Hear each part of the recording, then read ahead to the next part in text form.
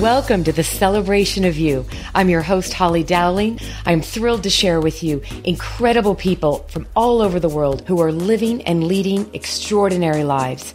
From overcoming immense adversity to discovering the secret sauce to leading with courage and grace. Their stories are going to bring you hope and inspiration. Now, let the stories begin. Well, are you in for a treat today? I don't even know how to begin this interview because there's so much I want to do that as I'm getting ready to introduce you to who's become a dear friend and a guest on my show, I realize that this could actually be two different interviews. So with that said, there's so much I want to do in celebrating this new amazing person in my life. Carrie's on the line. Carrie Severson, thank you, my love, for sharing your heart out today. Thank you for having me. I'm so excited. Well, I'm beyond excited because I'm like, okay, where do we start? Because there's just so many cool things about you. And it's like, I want the world to know everything. Oh, well, thank you. I appreciate that. Well, I have to start by just doing a little bragging on you. And that is one of the things that I think caught me and just made me just go, wow, I love who you are as a person was when we met. It was over a year ago at an event called the 100 Women of Scottsdale. And you had started, you were sharing your nonprofit for young girls. Little did I know all the other things about you, but just in a nutshell, will you just share with us your passion as to why you started that nonprofit? Because it really leads us into what you do for a living and what you're brilliant at doing. Oh, thank you. Yeah, sure. So the nonprofit was called Severson Sisters, and we were a empowerment organization for teenage girls around the country. And what I did was pull a bunch of teachers and social workers together, and we created a after-school program called Supergirl. Supergirl taught girls how to have healthy relationships, how to have clear communication with one another, how to be better friends to one another. And I did that because I really missed that as a kid. I didn't really feel like I had a lot of support from other girls. And so I really wanted to create something to help the girls growing up today feel like they had more support from their peers. And that's what I loved. I loved that, Carrie. I was like, it was amazing. But it comes from being, even the part that I think I really loved was the bullying, helping girls to learn how not to be bullied and how not to bully others. Right. Yeah. Yep. So many of that, that sort of conflict of interest, or as a kid, the bullying happens because there's a hierarchy challenge almost within the school system. And kids are picking on others for a variety of reasons, one of which is insecurities. But really, when it came down to it, what we were doing is helping girls share their stories. Because why people bully one another really comes down to the lack of understanding and empathy for each other. So. And you say it so humbly, but I get to brag and say that not only did this nonprofit from a passion of yours go to make a difference for young girls across the country, but you were recognized in a big way by Glamour magazine and selected by USA Network and NBC Universal as one of the 2013 Characters Unite award winners. I mean, you've made such an impact, and you've done it from your heart. It felt really good. Well, it should. And I love that. And the part that blew my mind was when I got to know you, going, I have to know more about you. And your passion is that you are a renowned writer. You're a journalist. You write. You're published in, over 100 magazines. But I know Redbook loves you, right? Right. You've got Huffington Post loves you. So tell us a little bit about your passion and what you do today, because I get to benefit from it, everybody. Yeah. So I was picked on as a kid, and I would always come back to like my journals and my notebooks. And I started writing as a young girl, and I would like recreate reality, and my make-believe became this sanctuary for me. And when I went off to college, I decided I wanted to be a journalist because I felt like it was the easiest way for me to make an impact in how girls treated girls and women treated women. I grew up in the 80s, and during the 80s, and I'm 5'9", I'm curvy, I have crazy curly brown hair, and when you're 10 years old, I was 5'9" when I was 10 years old, and I had curves at 10 years old. Seriously? I don't think I knew that. Wow. So when you look like me and you're as young as me, the only person that I could relate to were like the girls that were in the Facts of Life, and they were in like high school. So it was during like the supermodel craze, and it was super toxic. And so I decided I wanted to become a writer so that I could change where the spotlight landed and put some focus on some healthy women, and I guess I've been doing that ever since. It's why I launched the nonprofit. But I went back to my roots as a writer a couple of years ago because there was just this really big calling for women entrepreneurs and helping women entrepreneurs balance out their life and stop running as hard as we were. And so I went from being a journalist to turning into a personal essayist a couple of years ago. And I got to write about I was a recovering burnout. I got to write about my love life. I write about how I found my happy place. And it's really, I'm so grateful. Like, being published is a total honor. And I'm so grateful I have that gift. Oh, it is a gift, and you know it. And you just, again, I feel so blessed and privileged that I get to be a recipient of your gifts as we are on a journey together. And one of the things that I will make sure that our listeners, because so blessed, Carrie, that men and women of all ages listen to this show and around the world. And what I want people to know is that that's part of, like, when you think about bringing and weaving your passion and my passion together, is this show is about celebrating amazing stories, people that are living and doing extraordinary things, whether it's overcoming adversity or whatever that is, but there's a story to be shared, and that gives others hope. So it's kind of like this show to me is your passion of what you've been doing for years in writing it. And so it's beautiful to see it come together. And I think we're going to end up doing something very special for my listeners, by the way. So I'm going to dangle that carrot because we're going to do a special exclusive. You get to benefit from Carrie's expertise. So you don't get to know that yet because we're putting that together right now. So we'll leave that one hanging, right? The low hanging fruit, Carrie? Yes.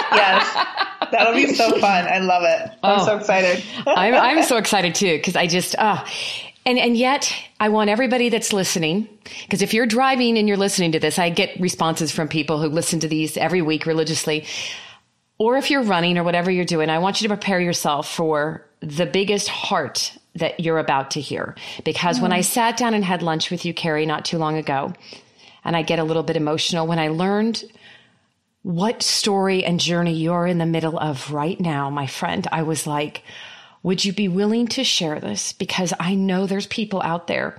Look at me, I'm getting all choked up, but I know there's people out there, Carrie, that to hear what you're going through as we speak and we record today. Carrie is on day 5. Day 5. And I know everybody was like going, day 5 of what? So I just want to pause and just give you an opportunity to catch your breath and share with everyone the journey you're on right now and tell us about what you've learned about this horrific experience, but it comes from a passion of love that you have. Well, so I'm an entrepreneur, and I ran after my career in my 20s, not realizing that it would delay the thing that I've been envisioning since I was, a teenager, and that's marriage.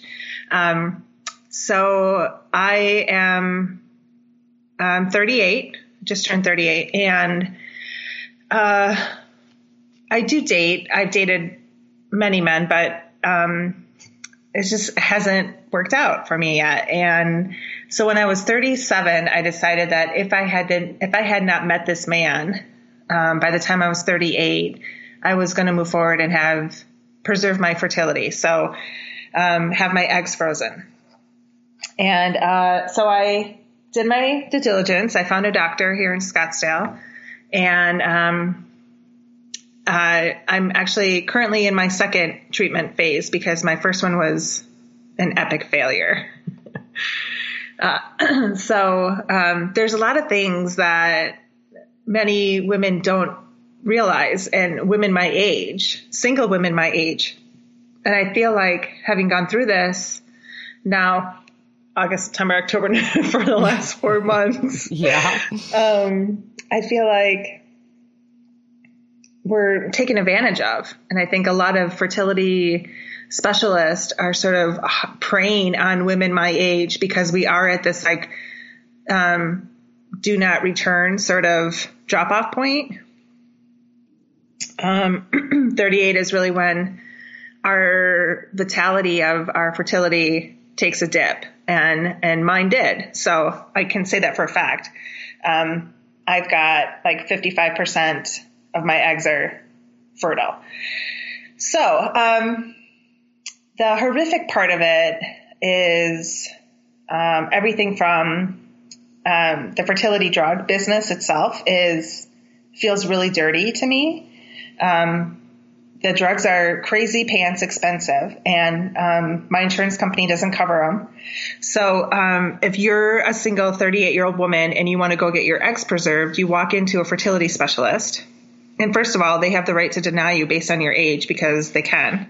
And we aren't, women my age aren't necessarily high success factors because we're considered at risk. Is that why they would deny you? Like, why would somebody be denied?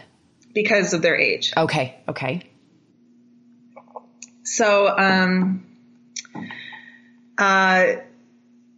there's so many different deals happening in this world where, you're like sort of blindsided. It feels like the car industry. Different fertility specialists do different, holiday deals and preserve your fertility now, save 10% on, 14 eggs. And, I feel it's very, very heavy. It's hard to do this by yourself. And so there's a lot of different parts about it. But, so when I did it my first time, I emailed this doctor, and he had what's it called? An open forum, like a 90-minute presentation for free. Okay. Come and learn everything you need to know about fertility process. And I'm sitting there, and you had an RSVP, and this woman comes up to me and introduces herself and shakes my hand, and she applauds me for being there as a single woman. And she's like, thank you for your bravery. I applaud you, or something like that. Oh. So even before the presentation started, my skin sort of crawled because there's two women sitting behind me with their partners. And I felt immediately segregated. And I'm segregated as it is. I'm the only single person there. But to then be called out about it made my skin crawl. But so I'm sitting there and I'm listening. And at the end of it, the same woman comes up to me and she's like, I hope you know that there's only a 30% success rate for frozen eggs. And that was something that I hadn't read in any of the literature online or in any of the case studies, that so many of us my age, women my age, are taking action, even younger. So many women are taking action and preserving their fertility because it's almost like we feel like it's a guarantee. If you have your eggs frozen, this is it. I can run after my career. I've got my eggs frozen at 30, and so that was a total shocker that that's not the case. Frozen eggs have a 30% chance of equaling a live birth. Really? Wow. I didn't know I felt that. like I felt like I could do, as a writer, I felt like I should do some stories about my experience. So by the time I left, this woman had convinced me to buy sperm and create embryos and freeze embryos. So I joked that I got upsold. Yeah, you did. Okay. I got upsold from eggs to embryos, but it was a wise decision because, what if I meet him and he can't get me pregnant, or what if we meet and these 30% frozen eggs don't work? Like what? And So there's so many things to consider at this point, right? It's like I'm looking at this huge game of chess and I've got to be playing all these different pieces at the same time for a bunch of what ifs, which feels really weird. But so the first time I did it, it was incredibly stressful because I agreed to go through with this. And it's like you get downloaded all this technical stuff plus all this physical stuff. And then slapped a price tag on this that is way out of left field. Just give us an idea. Ballpark. What were you expecting and what did the price tag end up being? So I went in there was a sale, right? Yeah. The Black Friday sale, right? Yeah. I went in and like agreed to do this on like, I want to say it was like a Memorial Day sale or something like that. And that was the other thing to consider. It really was Memorial Day, right? So that's like the end of May. I didn't start until August. That's how far out this whole thing went. But I went in for $5,000, got upsold, and that immediately moved it to $8,000. And then when I agreed, then we found out that it was an additional $6,000 worth of drugs. And that was not included in anything I signed. So when I went to start my very first day, they gave me this, I got a phone call from 2 different pharmacies with these outrageous price tags. And I was like, I'm not taking that. Forget you, man. I don't know who you're calling, but you got the wrong number. It was bad. And then, the stress of it, an additional $6,000, really put me in a bad headspace. So, it was, the first time around was a nightmare. And just give us an idea, Carrie, what I'd love for you to share. Like my heart is just, I'm listening to this like I haven't heard it before because I'm just blown away at what I've learned from you. But that 6 additional to 8, you're looking at almost $15,000 now. And then there you sit. Just tell us the magnitude of the drugs that you have to take, that you already did 1 round and now you're in day 5 again. Like, what is this like every day? How many drugs are you taking? This time around, I have 5 different drugs every day. And so it's 2 different shots and 3 different pills. The drugs, and they're split up over the day. 1 drug, it makes me incredibly nauseous. It's to prevent me from ovulating because I was considered an escaped case because I early ovulated. So you go through all that stuff, $15,000 to change my chemical PhD, right? You're like changing everything inside me. And I early ovulated, so I lost everything. The first time around, they were able to capture 3 underdeveloped eggs and didn't take. So this time around, they have me on something that prevents me from ovulating, makes me incredibly sick. I'm on, I call them the superchargers. They're literally turning my ovaries into the Hulk. And I went back today and got an ultrasound today. And so there's 19 developing in my ovaries. And yeah, so it's nighttime shots, it's daytime shots. It does everything from gives me migraines to pinched nerves to crazy, really gross cravings. Yeah, you were telling me. The first time I craved like tuna fish and my mouth would when I walked into the grocery store, I could smell tuna fish from the entryway and my mouth would start to salivate. And I was buying like 2 pounds worth of tuna fish. It was so gross. Oh my God. But you have to laugh, right? There's something to laugh about because you're in miserable pain. Like this is just, people don't realize what you're going through behind closed doors. Right? Yeah. Like this commitment, and you're on this for 14 days, but you also said you're special because normal people would go through it for 12 days. Yep. Yeah. So the last time they pushed me on 2 extra days of drugs, which is why I early ovulated. So anyway, so the first time was, unsuccessful, but at the same time, I don't believe in I believe that you're supposed to go through everything you're supposed to go through. And there's clearly a reason I was supposed to go through this twice. And I really do think it comes down to the fact that I have a platform. I have a voice. I know how to use my voice. And I think it's time we start looking at this fertility drug business and we start to talk about, usually when you talk about fertility, you talk about the emotional component of it and you talk about the financial component of it.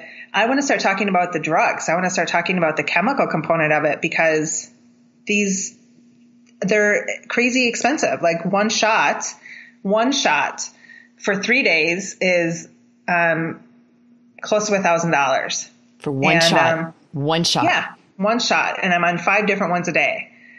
There's something that, and there's something that has to happen there. So anyway. Yeah. But no, that's why I'm just so grateful that when we talked and I said, would you be willing to let me interview you during this horrific week rather than before or after? And what I loved, Carrie, and so respect about you is you said, yeah, I can do this. I'm ready to pour my heart out there. And I think, and it's a good day, right? You're like, I don't have a migraine today. So it's a miracle. Yeah, it's a good day. Yeah. So the drugs make your, like every emotion, expansive. So yeah, good days. But at the same time, I feel almost high where it's like, I want to get up and I want to jump. And when I feel like I could, cry, it's not just tears seeping out the side of my face. It's like ugly cry for no reason. So it's every emotion that you have is just expanded. On the bad days, it's fatigue, it's depression, I feel weighted down. It's the migraines. I get rashes. I break out in hives. It's every other day. So I love the good days. And then the next days are really hard crashes. Well, you mentioned something in passing. I don't know where I have this, but you said something about 175 different drugs. Where am I getting that? I was exaggerating. I was just sort of like, okay. It feels like that because none of these drugs I can't pronounce any other drugs, and I've got to go get my blood drawn every other day and go into the fertility clinic every other day. It just feels like it's just. It's a lot over a short period of time. So even though it's only 11 drugs over 14 days, it feels like so much more. Well, the picture you sent me, the visual, the text, and not that any of the listeners could see it, it's horrific. It's just needles. And yeah, I'm like, oh my. And yet, Carrie, when you think about, there's a statistic you shared with me earlier that I thought was like, wow, you go, did you know is it like 7 million women in the same position as you? Is that what you're saying? Yeah. 7 million educated 30-something-year-old single women in America. And we outweigh single educated 30-something-year-old men. So there was a book out last year called Dateomics that actually breaks down the dynamic of single educated men versus single educated women. And this particular author started talking about how women will most likely start to have become single parents because we didn't get married out of college. We ran after our careers, and it's just it's an unfortunate statistic, and I hate to be a statistic. So I'm praying, just really praying and putting myself out there and putting my heart out that I am investing in this and I'm taking action in this, and that it'll call them in sooner. Yes. And that's what I love and respect about you. And when you think about that startling number of 7 million, that's 7 million women potentially, even if 10% of that, right? We're trying to pursue the same endeavors of you. Where are we getting educated? Where, to your point, you want to be a voice for this. And I know that there's going to be listeners that hear this, whether it's themselves that are battling this behind closed doors and wondering, whether it's a loved one, a sister, a best friend. But, Carrie, 2 things I'd love to ask of you to share with us is, number one, what is your hope and prayer that the outcome of these 14 days is? So tell me, being that I've never been through this, what's the outcome? the outcome. that hopefully you don't have to go do this again, right? I know, Oh my right? God, I love your laugh. That's that borderline evil laugh. I love it. Let's see. Okay, so on my vision board, I've been visualizing 6 healthy frozen embryos and 6 healthy frozen eggs. So that's the outcome, is that I have both options available to me and whoever this man is. I love that. I hope people heard that. I really want to pause for a moment, because you just said my vision board, which I'm such a proponent of in our lifetime, right? Do we create visions? Do we know where we're going and what we want? And you have lived in that space. And I love that you're doing that, not only for the eggs and the embryos, but for the man that's going to be in your life. And, so, okay, that's the outcome of this particular moment you're in. What about, it's interesting, because I love to ask my guests the same question, but it's going to come from a different lens for you. So if I were to ask you, Carrie, what would you give your 25-year-old self? What advice would you give your 25-year-old self, knowing what you're going through right now? Let's see. That's hard, because there's a piece of me that wants to tell her that when I was 25, I was so persistent on finding my purpose. I was 25 years old, and I'm dedicated to, why am I here? What am I supposed to do with my life? And I went down this rabbit hole looking for that. And there's a piece of me that wants to tell her to enjoy it, have fun, relax, that don't take life so seriously. I think having that mindset early on in life would have been beneficial for me going through this the first time. The doctor actually blamed my mindset on me escaping early. Really?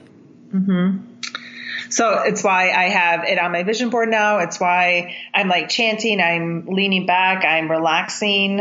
On the bad days, I prepare for them in my schedule, and I give myself the time and the space to be gentle. Whereas before, I felt like I had to take on my life and this. But as an entrepreneur, I have the flexibility on my bad days to put business aside and just allow myself to be in this moment, because that particular moment sucks. Yeah.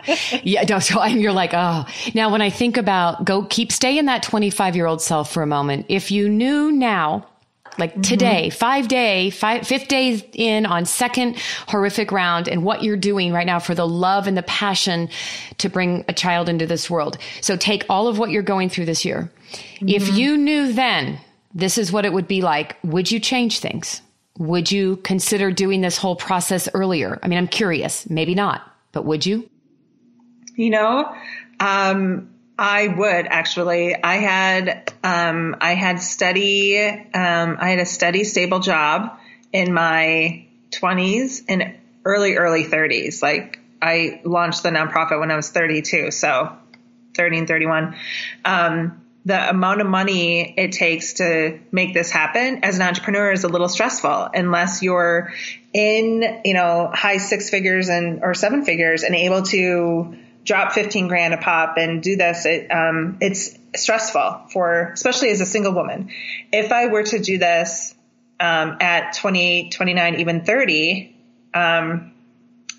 first of all, I would have taken action on it, and I would have easily been able to save for it and been comfortable with it, much different than, in a very different capacity than I am now. Yeah. But, that's actually happening around the country. There are 26-year-olds who are going out and getting their eggs preserved at 26, knowing that they're going to spend the next 10 years of their life running after their careers. So yeah, it's a really interesting shift that's happened for women over the last couple of years here, ever since the FDA took the phrase experimental procedure off of IVF. It's really changed fertility, and it's around the country, all age ranges. So.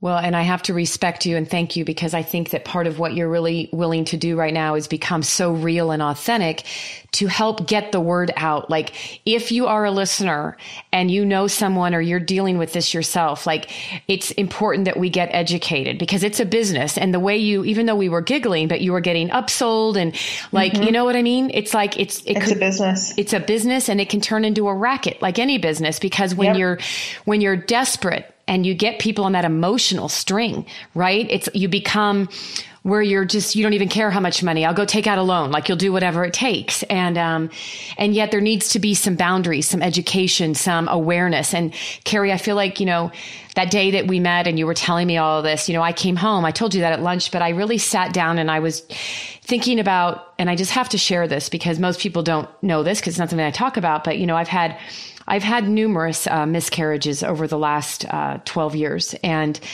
I finally, the last time was like 7 years ago, and it was really difficult. And I remember thinking when I heard your story going, wow, who am I, right? Like, those were very difficult, right? But I've never had to think about getting pregnant or that. So for so many people learning about this and knowing, like my sons and dating girls, like, and girls are all about their careers, right? It's like, we need to be educated on options, but we need to come together and be a voice about holding some guidelines and some parameters. So it's not a racket. So I just thank you, my friend. Thank you. I appreciate it. Oh, it means the world to me. And, as we wrap this up, I would love for anybody that wants to learn more about you and this journey specifically that you're going through, and then also about your expertise and how they can leverage your beautiful brilliance. And then they will soon know about what we're partnering on an adventure. But I'd love for people to get access to you sooner. So how would you like them to reach out? Well, I have a contact me page on my website, and they're more than welcome to send me a note there. It comes directly to me. Whether you're looking for, if you want some tips on what questions to ask your doctor, I have written about this several times, and so I'm happy to send you some links. But that's simply just carrieseverson.com, and you can always toss me a message on that. Fabulous. Thank you, my love. Oh, thank you. Thank you. Go have a good rest of the day, and I'm going to be praying for no migraines and no nausea tomorrow. Okay? Thank you so much. I appreciate it. All right. Okay, bye-bye. Bye. Thank you for joining me for another awesome celebration of you. If you were inspired by this story, please share it with your family and friends and hashtag Your Story Matters. I'd love to hear from you, so please leave a comment on iTunes. And absolutely, please come to my website, hollydowling.com. Leave a comment there too, and while you're there, pick up your free gift. Most importantly, though, just remember that your life is a gift from God. What you do with it is your gift back.